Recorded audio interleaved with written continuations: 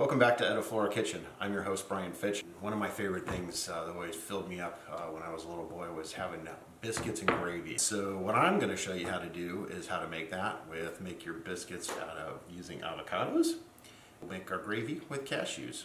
So if you want to come along, and if you've got a baked potato around, we'll have some home fries with it as well. So look forward to showing you how to do this.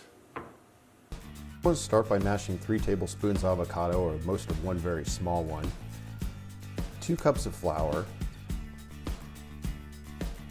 use 1 tablespoon of baking powder, 1 teaspoon of salt, and then I like to just whisk that all together.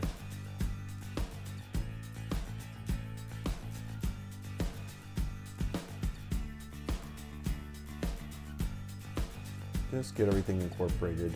Now scrape your avocado mixture into the flour mixture, and then just stir it kind of gently together until you see it has kind of a pea-like consistency you often read about when you do this with butter, they say to look for. And it's rather hard to get, but this actually works very well.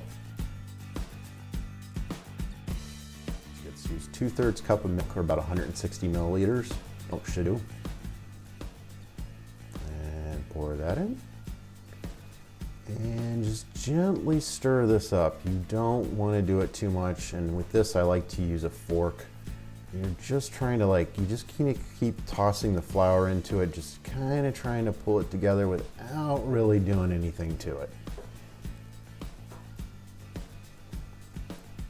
I pressed it out using that cloth. Now I'm just flattening it out. Yes, the dough will be green, but you don't have to worry about chilling your butter or anything. All right, be deliberate. And then admire those beautiful layers. Pop them down. You see I've got a bunch of different cutters so that if I get odd pieces, I don't have to re-roll the dough so fast. I had a chilled baked potato that I'd previously baked, so dice that up into some nice, good-sized pieces. And then I've got 1/2 cup of cashews that I previously soaked, 2 cups more of water, a little nutritional yeast, and a little bit of salt. Do that on high for about 30 seconds to a minute, and just let it rip.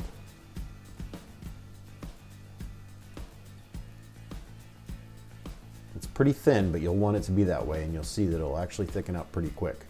I did all of this in about 30 minutes, and you can too. Put the biscuits in the oven, 475 degrees for 10 minutes. Should be preheated, obviously. Now this pan, these are cold baked potato slices, and this pan is blazing hot. You can hear them just sizzle when they're crack and pop when I lay them onto the pan. You can see that.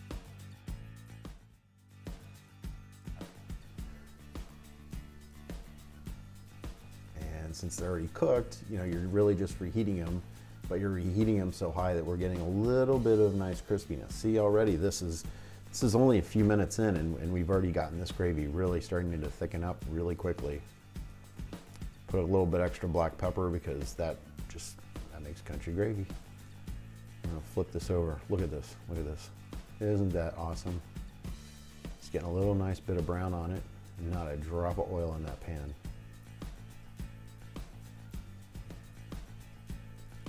Again, the gravy's thickening up pretty quickly. Usually just really, once it starts heating up, it thickens up. And it's really easy to go too far. But if you do, you just add more water back to it and it's fine. These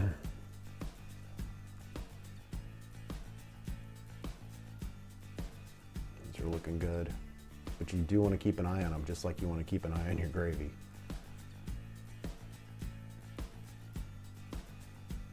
But if these are the only 2 things you're cooking, it's easy to go back and forth. So after 10 minutes, you pull these out, look at those. Wow.